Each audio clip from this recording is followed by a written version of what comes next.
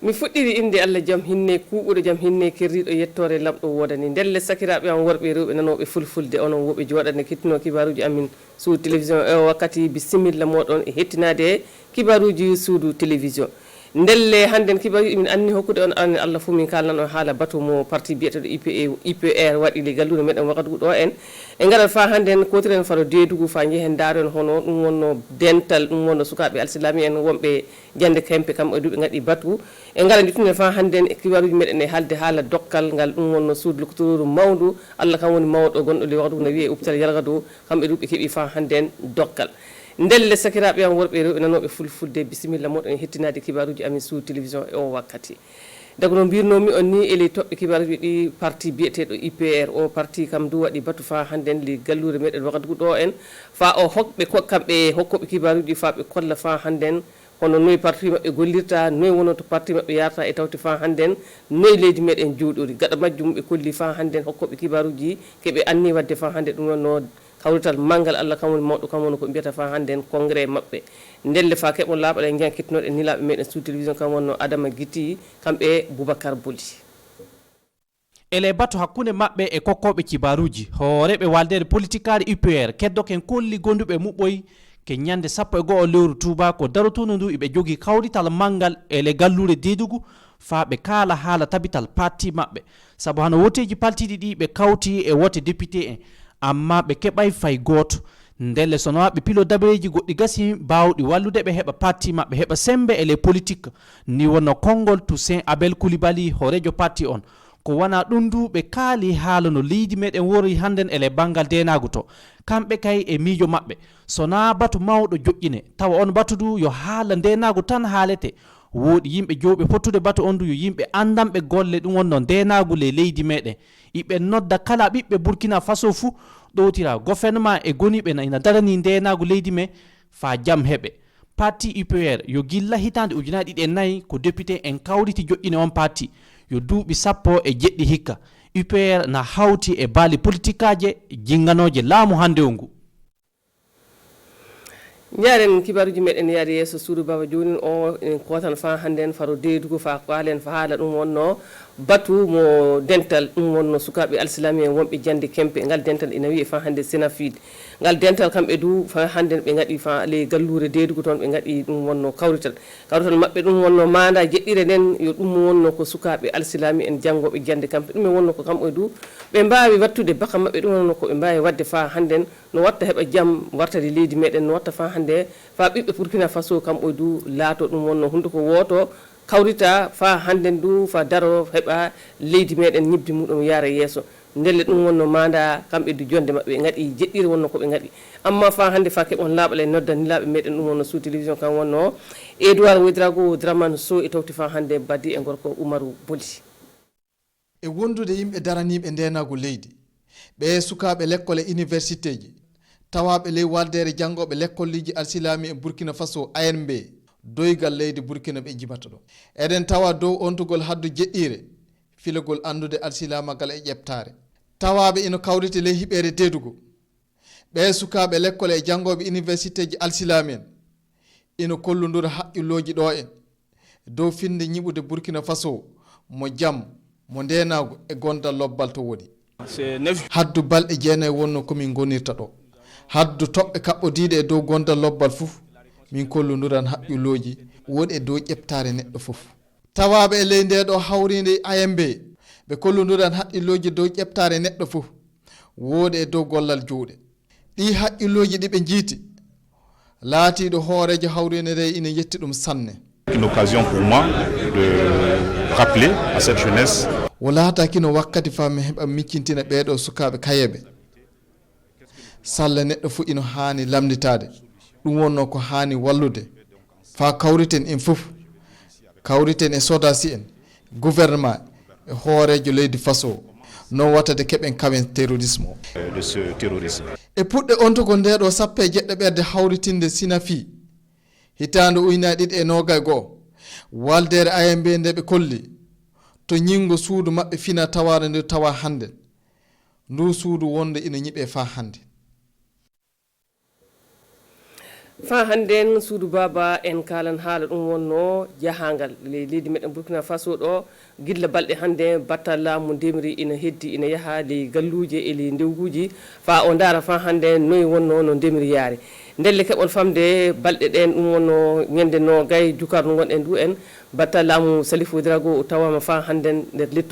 lettugal toon du o tawa kana ley gurel biyetegel fa hannde jappango toon wonno to o yeehi o ndaaroy fa hannden noyi wonno no ndemri hikka ndi yaari woɗi tawti fa hannden du ɗum e hono guineji ɗi kokkuno remoɓe noyi wonno no remeɓe ɓen gollitirta e guineji ɗi e ko wona ɗum du fa hannde gollo e remoɓe ndu kokki ɗum wonno kolli battal laamu ndemri Salifou Drago hono saɗormaji ɗi kawrata ndelle ɗum fuu ɗum hawriti fa keɓen laaɓel en noddanilaɓe meɗen sous télévision kam wonno Presley Kemtore Jérôme Tendano e tawti fa hannde Boubacar Bolji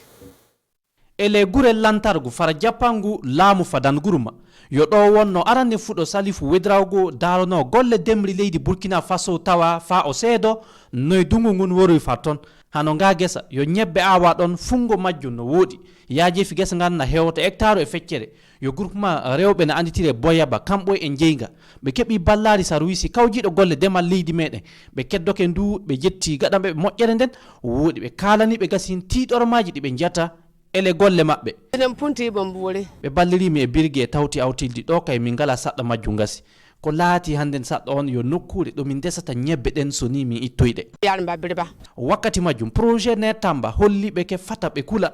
walliranɓe e botoji tekkuɗi heɓa ɓe desa ɗum wonno ñebbe maɓɓe caggal majjum batta laamu demri e gollidoɓe mum tawama to paagu kiloji 15 soɓɓire gumel ɗum wonno jappangu ton ɓe naati ele gesa taradi Pierre Naba nga gesa du yo hectare uji 19 kanko on du o heɓi ballari ndin mba kuna mi heɓi jale 4 ga'i ɗiɗi araji ɗiɗi sareti e tawti awtildi miɗo welti sanne jonin kay yo ekkitede wonno ko min kaaja ya positi bamma c'est une zone à forte production hano nde nokkure yo nokkure ɗo demal guure woodi sembe rawani na woodi ko nde nokkure wallirimi ele bangal yettinde aadiji battale laamu ami ndelle hikka du miɗen gattani nokkure nden yilgo miɗen jettaɓe du miɗen gondi e maɓɓe ɓe dewa tininoje ke ɗum saboto fa ko heewi fu newol e majju et cela augure quand même de bonnes perspectives amma na wonɗon jilɗi en kamɓo e wonɗon haaja bonnude awtildi ndin safare majjum heɓama ni wonno ko Salifou Drago yottini ayi yettinen kibaruji meɗen fa hande suudu baba e halde haala ɗum wonno dokkal ngal suudu loftoruru mawdu Allah kan woni mawɗo kan wonno hôpital Yalgado o heeɓi ay keɓono famde fa hande yo dental biyetegal Apromis kam walli ɗum wonno suudu loftoro e buuɗi heɓa fa hande sukaɓe ɓe jottaki rimede ko ndima ndelle ɓe sukaɓe hani waldede amma fa keɓon laaɓal fa hannden en noddanilaɓe meɗen kam wonno Girard Somi Boubacar Boli e tawti fa hannden Oumarou Tamboura waldere jomiraɓe station ji pamari Apromix to essence ji connete kokki sek mo million ujunaji 60 suudu loktorore hôpital Yalgado Wedrawgo ngal ɗo dokkal wonanayno to wattete sukaɓe rimeteɓe gilla lebbi mumɓe kewta 9 e dow ngal ɗo dokkal hooreɓe waldere nde ɓe mbiyayno anniya mabɓe wonanayno e wallude oɗo service fa walla koyɗo cukalay e wurude komi miilide min wari hokki buuro minen ɗum miil min walla wuro docteur ko booyi minen min ayiɗo wara ley wuro docteur min wara walluɓe yo de minen ɗum min keeɓi ɓe kamɓe hokkimi lettre o ɓe wi min waɗa walluɓe sabdu minen min wara min hokka buuro o so Allah jaaɓi fo ko warta fo min ballamɓe ko wuɗini yo hande minen min nodda wona association amen o tan yo association ki woni Burkina Faso fo minen min yiɗo ɓe hooya koyngal amen o kamɓe du golla hono komin golla o yo hoorejo service on suudu loktorore hôpital Yalgado professeur Flak Keita o laatake jettuɗo sanne ngal ɗo dokkal ka hokki noddago ɗon en e noddude haddu neɗɗo fu joguiɗo bawɗe e waɗude honono nde ɗo waldere Apromix waɗi ɗum ino laato hunde ko wallataɓe e daranade fa koyɗo cukalol keɓa guure ay sakiraɓe am worɓe rewɓe nanoɓe fulfulde ono woɓe joɗade hettinade kibaruji amin sous télévision o wakkati ɗi wonno kibaruji ɗi min joguino famin kollita on wala fof ko heddi sana miɗen mbiya on ko fomon min nodda bandi e gorko Élysée Cabré fa wara hollo kibaruji ɗum wonno e haɓere jango inchallahu silam ɗi jaɓɓi maram hollita on kibaruji gaɗɗi assalamu aleykum e moɗon ko fomon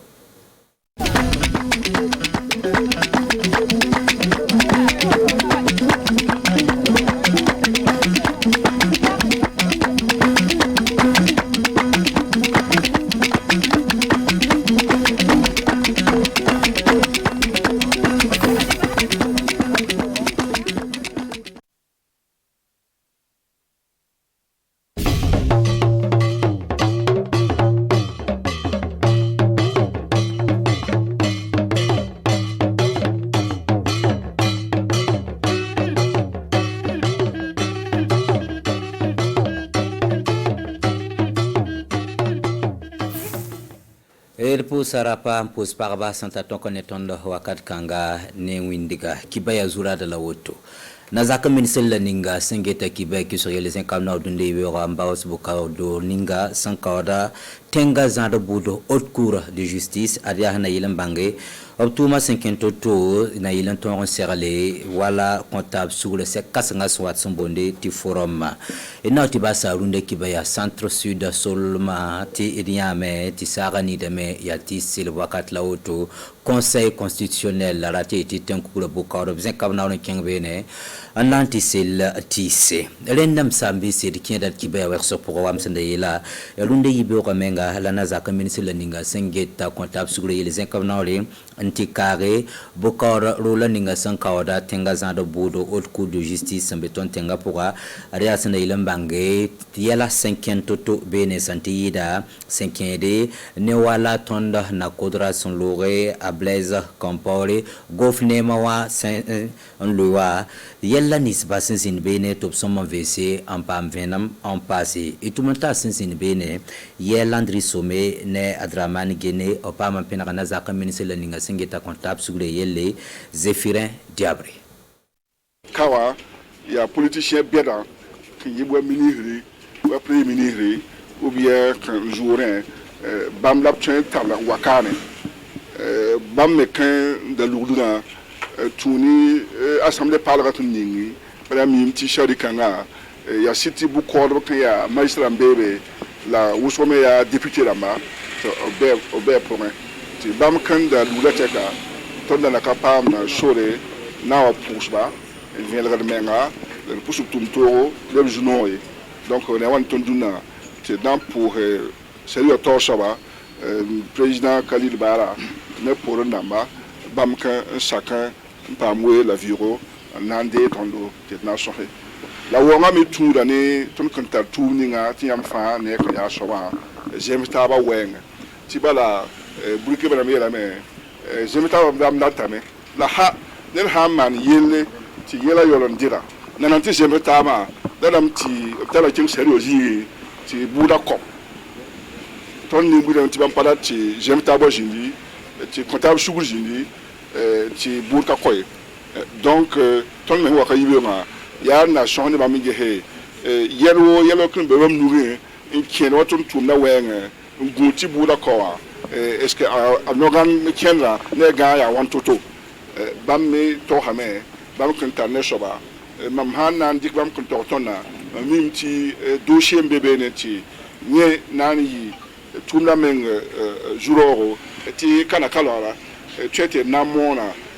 wakato la rare kan na man chaque hantumoti forum national de réconciliation na il est pas ngir tenga yela j'aime taba le mettre ngamba kamba le bakhyamse ton tenga ta damba lexanoe wakat sun logala titi yuma sun loge yasna yilen tiraw ne para wengo bizem tab ton zindi 5 ne bil swade wa wenge lende ri sulla ninga singeta tum kangel tala sek wakat sun loge na likenge se 5 par ne raw na zem tab bil swade wenge kiname nta zimboro option da dikna kinala nisba bon lab ton romane bon kete la bon lab son momane yuma sun wate itumnata sinzin bene yeto Rosalie Nesanu Roseline Nesanu Sulemane la nanti pa ma venam nem tumntara dulkom Benedict ya sana man yum pila woto bangarap santigum taba sanda tiknugu sebre option bonti stratégie wan zugu yum piglo pore boin lap ton gade rinyinga koisa sanda ganar sebra zuga pama pirsgbi runda seka ya wakat ministère dam sanke menga yel kanga na pam yirigra po sananzindi angese option keto twemane yami miti ton gournera vika na tienri panando na zingtaba vieli wa wenge ti parapeta la ropeta ti namosra wiakaba akulorwe donc na ken kanga ya sebre option dike yumanu han wate 2021 n'entend et 2020 n'entend 2024 là c'est vrai il y a ne busoro on tourne jour ka ministère ngeta parlant na zengta wa biali wa wenga bali ministère da mafa o et son do gournero so meng suldamwo ne ba fana rame donc ibera ton yaka acteur yi to bon du cellule ministérielle là nazine son ne ba on li so la na kendre ya toto la ton to bamme ton sanzingu ne bamba na yiti tumna pa me kyantore on yaka ba ko lo yoro ba la ton yata meti mama hawa et ton zamana yel bandro mbe qui était développement aka kentore la sanzine son on li taba le taba on kontabiam et comme fana leba tumzigi dik sariwa tum kanga ti elba makol royo tenga panso arab tara tembo tirsa ning panga parla rauzem taba na yisir wenge tenga yirgna rikana ken song tenga panso arab tara sare reprise tenga panso arab tara sare tirsa man modori parla rauzem taba na yisir wenge tenga yirgna rikana ken song Wam Santorsi Ahmed Kibaya Zularo Nantiba Sarunde Kibaya Centre Sud Solma pour un Ahmed est un cours de Boukorba Conseil constitutionnel d'Amba Bamba 5 Naoli Wabson Minimum Yum Fan Nanti Celsius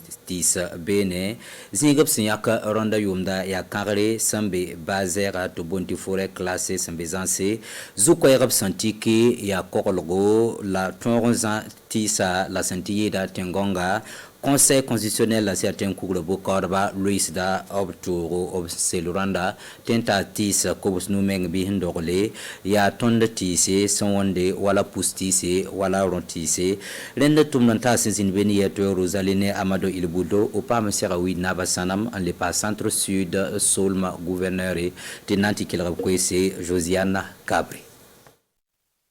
Runda Ibio Anton Beka, le Conseil constitutionnel. Président ne obtum da noitote songrbam conseil constitutionnel pour on va passer ton région ta dam kane ti nan siltisi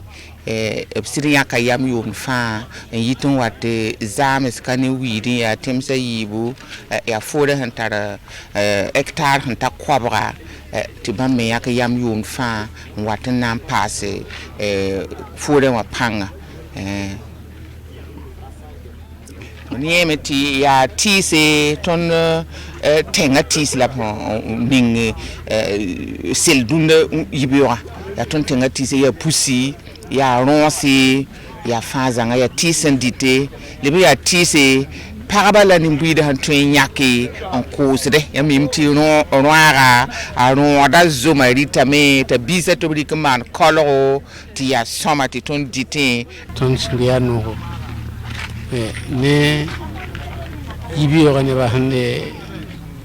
wana ningti sa ton tenga oto aside suria no de kota mante woni songa to wa mana be wonam songa tire ki be dem ti le vi sirme ti sanna be hen akran ti ti ana fani ni sala lal ton suria no te yun fa la boata kotam te wonam kelen songo comprado te kelen tumoto fraswa mana ha liba sipola ya mangati salata hana bon o ya tileto ningo ko ham pamboto te songo do ita somati a jesro me pangpa te ha pamboto sungiano ko sobla woton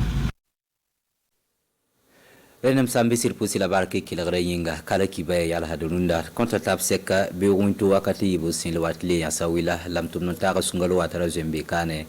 nanke kane ndike tizul sapa ma brende wena kilanga na zamana bane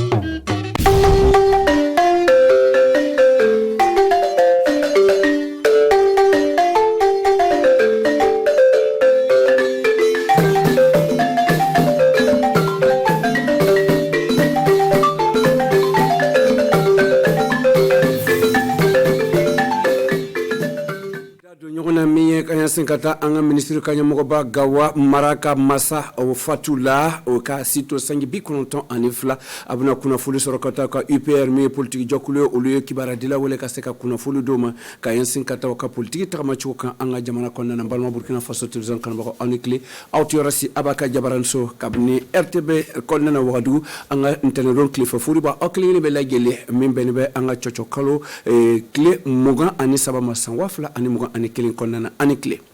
comme ya fetcho amta bo gawa o kala nyaji boye jusukase e wo oro dumbe la gelefa ani faso dumbe la gelefa kanyana ka foko ni mo korban ayaka lonia bla faso konana kaseka fla baseka akani rota do chugomna aya joro jo kanyasin katoka ayisanye wula aleti dugutigi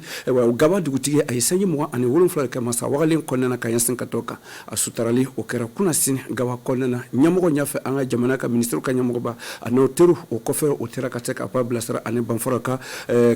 canton tarabo o ye kasekata o blasra kanyasin katoka anga chide moyorla Isaka Zabre ani Patrick Towe minkera sobe kaseko labe Salimata Zarbo kabni RTB de gawa o kasiriflini gawa jamanatigi fatura a kɛra bɔnɔba ye gawankanw fɛ ani fasodenw bɛɛ lajɛlen fɛ jama bɔra mara kɔnɔ faso kɔnɔ ani jamana kɔ kan ka n'o nin ta sangakoɲɛw na an ka jamana minisirikuntigi Christophe Marie Joseph Dabire fana tun b'o kɛnɛ kan a y'a ka sangafoli kɛ banbagatɔ somɔgɔw ye k'a yira k'a fɔ ko Yari Use tun ye mɔgɔ sɛbɛ ye baarakɛla tun lo faso kanu tun b'ara kosɛbɛ a y'a yira k'a fɔ fana ko Yari Use tun kɛra politique mɔgɔ ye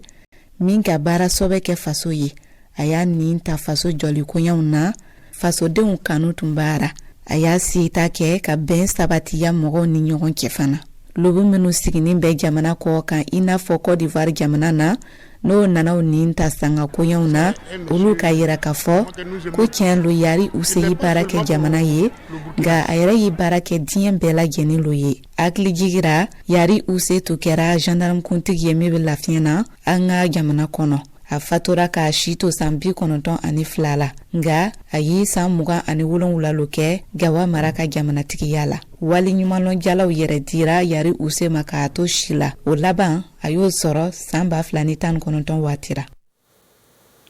comme tuma fara chugomna anga kuma ba konna amna kata bo nyonyi basikira en fait wado konna mieux UPR Union pour la République o politique jokulu tout ça abel ka politique jokulu ali ayra ka foko mieux septembre kalo klitan ani klina tabna ta nyonyi bakke mieux dedu ka yensin kata politique ka trama chuka UPR ka trama chuka ka seka famera ka do anga chide mutumor Adama Giti ani Abouakar Boli uluka sireflini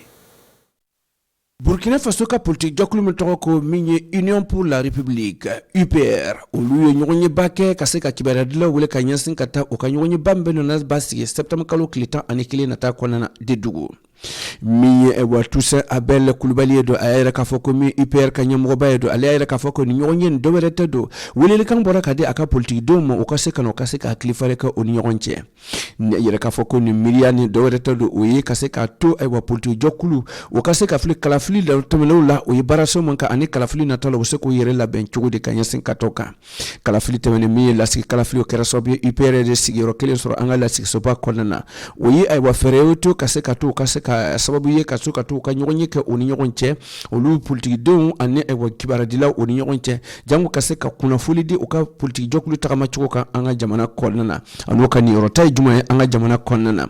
mi politique jokulu nyamogo baydo abel Toussaint Coulibaly ale ayira kafoku ulubna lanyine kanyasin kata nyonye basiki kata mi jamana kala kana ko kan kabo uluka politique strafa felala kaseka fli ewa boy Burkina Faso obseka nyon deme chugo de Burkina Faso don deme chugo de ukase ko bolo fara nyon ko kanke kele janga amse ka bolo tugu no blastra chugo no kase ka sto nin torola no koro ipere politique jokulu mi da o politique jokulu ba men sigira mumbe ne fanga o ko uluka jokulu ba abo o konna abasikira kabini san wafla ani nani amtananga tibere sisama tabo abado ko amokalo 1900 yirturu kalolo kabine anga jamanati rapor kisan kaboro ayo barasen da bla 5 ans minye zinyare kolana akanbe e Burkina Faso dombe monye akliso obtabo kamara la kaseka yirturu ka ministre misigino kata kata jiko kuna anisania ko kuna anga jamana kolana ali tamake katabo kamara la kaseka tafla baseka to yoro de mecho mena kanyasin kata ko okere konjo o ye biaka ko bida ka chekada doye o sen fɛ Léo mara fanfɛla Sicile mara fanfɛla la o kɛra sababu ye ayiwa politique jɔkulu fana o nin do o balance na ka se ka fɛlɛ bɛ se k'o bilasira cogo min na o ye ayiwa MPP ka coordination structurée ayiwa olu kɛra sababu ye ka se ka taa o bilasira o baarasen fanfɛla ka se ka faamuyali kɛra do ayiwa Adama Lazare César Carfo ani ne yɛrɛ ci ciden o kelen ka an ka se k'o faamuya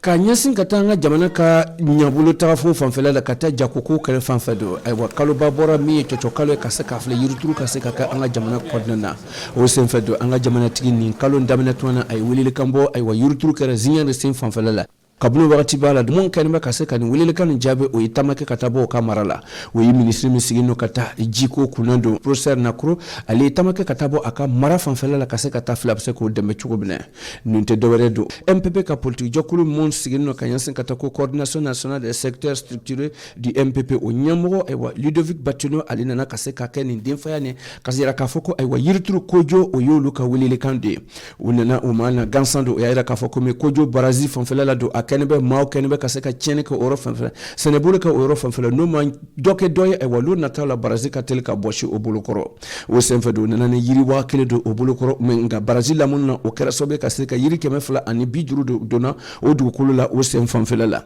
o ni tɛ dɔwɛrɛ do ka se ka o dɛmɛ o ka se ka yiri ni turula ni o kɛra sanjiba do jukɔrɔ ka yɛrɛ k'a fɔ ko ayiwa ko o makoɲɛ bɛ yiri do da ka ɲɛsin ka t'o kan o senfɛ giriyazi 250 o bɛna kɛ sababu ye ka se ka yiri 250 mun donna barazi la munumunu na o ka se k'o fɛ ministre Nakuro a yɛrɛ k'a fɔ ko ale nisɔndiyalen kosɛbɛ ale de teriw n'a lɔnbaga ani kɛrɛfɛ dugu mun o da munumunu na o nana fara kɔnɔ sabu barazi nin tɛ ayiwa ko jɔ dɔrɔn t'ale a bɛɛ bɛ ayiwa min ye Léo mara ka ayiwa barazi de ye a yɛrɛ k'a fɔ ko welelikan bɔra o yɔrɔ maire a ye layiru ta k'a fɔ yiri mun turula nin tɛ ayiwa yiri mun turula a bɛna kɛ sababu ye ayiwa olu ka kɔrɔsili dɔ a diyara a ma dɔ ye a bɛ welelikan bɔ ka di a yɔrɔ denw ma o ka se k'o fɛ o y'o ka gɛlɛya fɔ ko gɛlɛya ye jiko ye o yɔrɔ kojo kɔnɔna na ayiwa ji t'o bolo min layiru taara o sen fanfɛla la ko bɛna kɔlɔn sɔgɔ ka d'o ma n'ala sɔnna sama ji kunna cɛnni o y'a yira k'a fɔ ko bɛna se ka kɔlɔn sɔgɔ ka d'o ma o yɔrɔ maire a ko a bɛ fori lase ka di mun bɛɛ kɛra sababu ka se k'o dɛmɛ ale ka baara min tora sisan a bɛna ladilikan di mɔgɔw ma o ka se ka nin bonyaba min dir'o ma o ka se ka mara ka ɲɛ sabu yanni san wɛrɛ samiyɛji nata o kana yiri ninnu sɔrɔ a kɛra yiriforo ye an ka kibaruya laban an bɛ taa bɔ min ye ka ɲɛsin ka taa an ka dɔgɔtɔrɔsoba kɔnɔna na mɔgɔ kɛnɛ bɛ o ye bolo da o jusu la o ye ayiwa taji feerela so ka baarakɛda misɔn ye an b'a wele ko apromis ayiwa o kɛnɛ bɛ pɔmpew ye o pɔmpe misɔn mun sigilen don an ka dugu kɔnɔna na olu kɛnɛ ka jɛkuluba olu ye bolo fara ɲɔgɔn kan ka se ka o ye miliyɔn 1 ani waga 60 sɔrɔ ka se ka filɛ o se ka taa dugu ka dɔgɔtɔrɔsoba ka jigibaatɔ so denmisɛnninw bɛ bɔ la ayiwa o ma kɔgɔ ayiwa ka ɲɛsin ka tɔ kan o bɛ se k'olu dɛmɛ cogo min na ka se ka faamuyali kɛ o taara ayiwa sɛbɛn di min wari sɛbɛn ka se ka di ayiwa wagadugu ka dɔgɔtɔrɔso ma a kɛra mun y'a fɛ Aboubacar Boli ani Gérard Somé olu ka seere filɛ nin ye a promise o ye taji feerela misɛnw ka jɔkuluba ye olu ye ɲɔgɔn sɔrɔ mun bɛ taji misɛnw feere an b'o wele ko propriétaire de mini station olu ye ɲɔgɔn ye ba kɛ ka se k'o bolo fara ɲɔgɔn kan ka ɲɛ an ka dɔgɔtɔrɔsoba la olu ka jigibaatɔ so ka se ka taa filɛ ayiwa denmisɛnnin kɔgɔbaliw mun bɛ na dunuya kɔnɔna na u bɛ se k'o bilasira cogo di olu kɔsɔn do o ye miliyɔn 1 ani waga 60 sɔrɔ ka don o jufa la ka se ka taa yalakadow dɔgɔtɔrɔso la ka se ka taa o denkɛ ninnu o bɛ se k'o dɛmɛ cogo min na ayiwa ni o ka laminɛw ye min a mansin mun an b'a wele ko couveuse ne ka se ka filɛ o bɛ se k'o dɛmɛ cogo min na ani furukoni dɔ bɛ yen o bɛ denmisɛnnin dɔ la ni ayiwa a b'a dɔn ko denmisɛnninw n'o kɔgɔbali nana dunuya na o tɛ se ka ban bɔ komi denkɛnin tɔ a ka kan o b'o da o bamuso disi kan o ka se k'o bamuso